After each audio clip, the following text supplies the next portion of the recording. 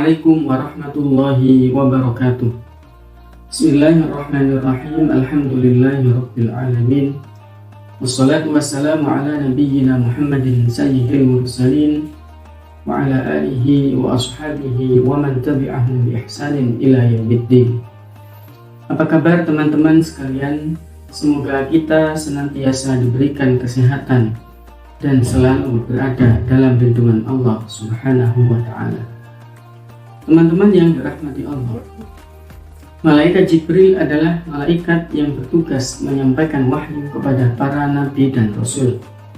Malaikat Jibril adalah satu dari 3 malaikat yang namanya disebut secara spesifik dalam Al-Quranul Karim.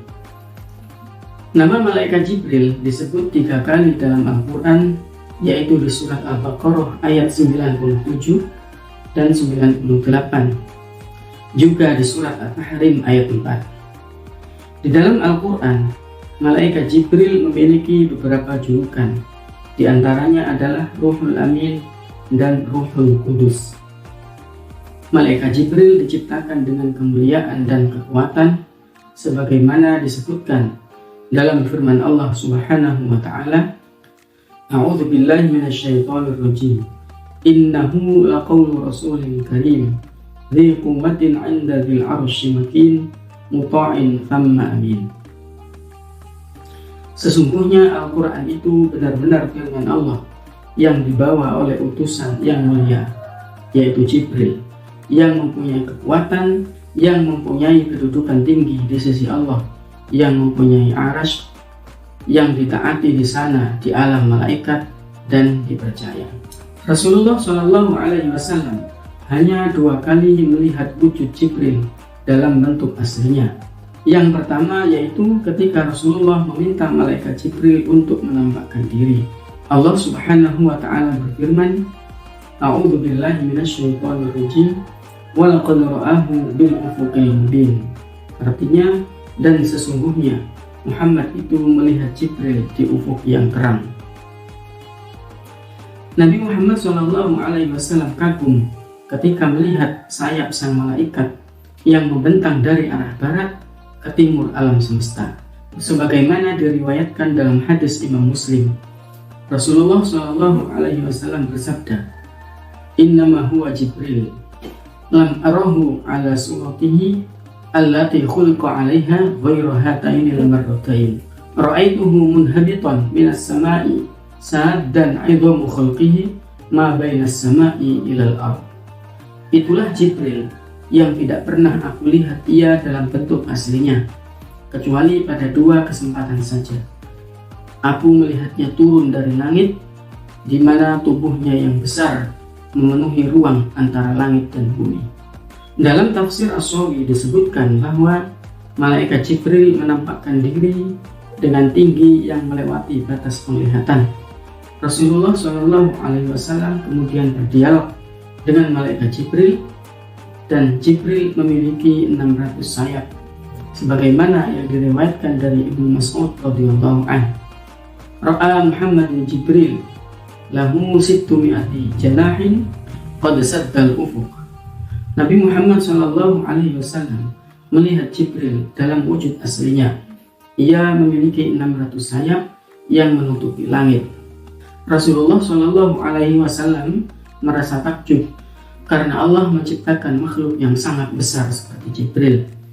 Saat bertemu Rasulullah dalam wujud aslinya, Jibril memakai baju kebesarannya yang berwarna putih, seperti mutiara yang berhamburan intan dan permata pada bulunya.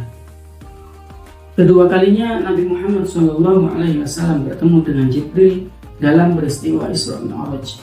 Allah Subhanahu wa ta'ala berfirman, A'udzu billahi minasyaitonir rajim, wa laqad ra'ahu marratan ukhra 'inda sidratil muntaha. Dan sesungguhnya Muhammad telah melihat Jibril itu dalam rupanya yang asli pada waktu yang lain, yaitu di Sidratul Muntaha. Diceritakan dalam hadis sahih Ibnu Hibban dari sahabat Abdullah bin Mas'ud radhiyallahu anhu, qala fi hadhihi al-ayah wa laqad ra'ahu nazlatan ukhra.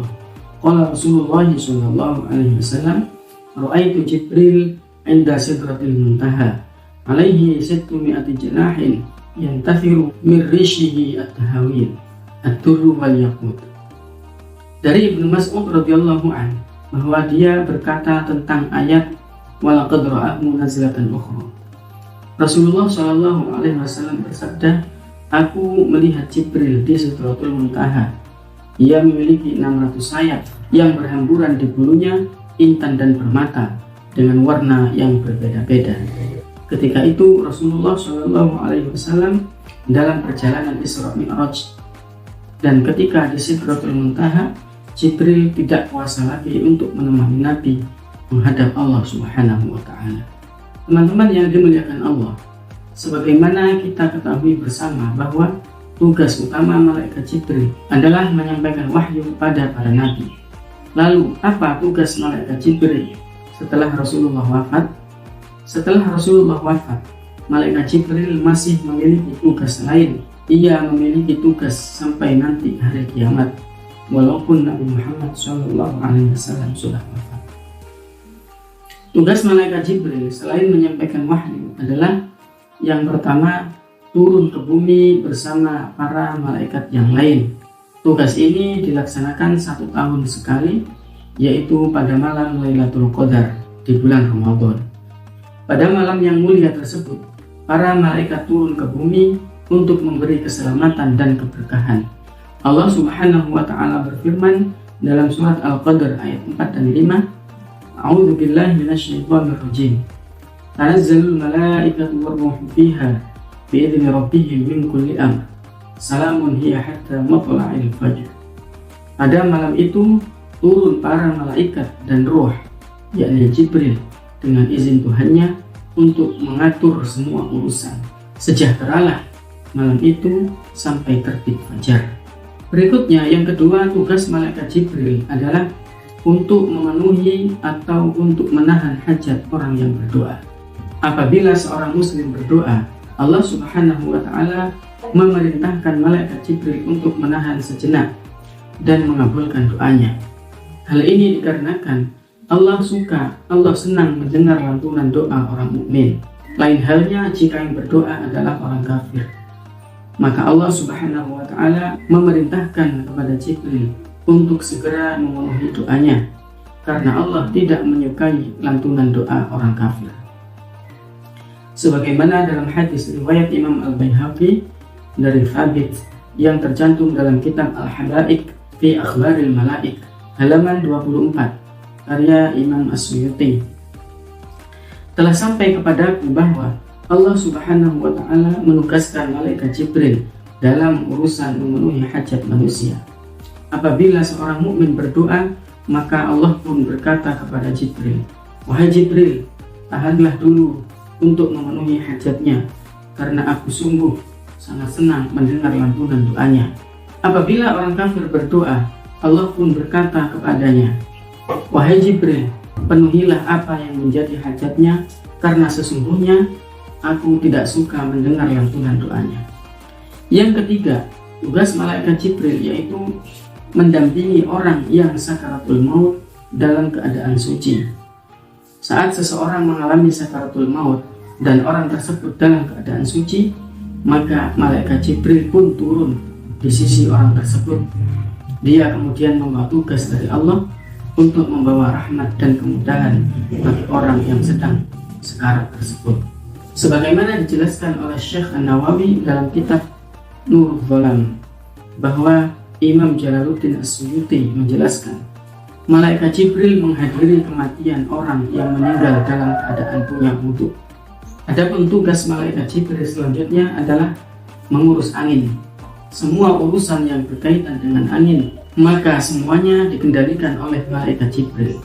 Dalam kitab Al-Habaik fi Akhbaril Malaik halaman 16 dijelaskan tentang 4 panglima malaikat yang mengelola urusan dunia. Terdapat sebuah riwayat dari Imam Al-Baihaqi sebagai berikut. 4 malaikat yang mengurusi urusan dunia yaitu Jibril, Mikail, malaikat maut, dan Israfil. Jibril diserahi untuk mengatur angin dan para malaikat. Mikail diserahi untuk mengurus hujan dan tumbuh-tumbuhan. Malaikat maut ditugaskan untuk mencabut nyawa, sedangkan malaikat Israfil diserahi tugas untuk menyampaikan perintah kepada para malaikat.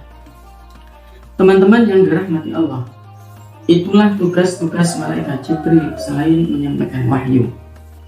Semoga bisa memperkuat iman dan menambah wawasan kita tentang agama Islam. Wallahu a'lam bishawab.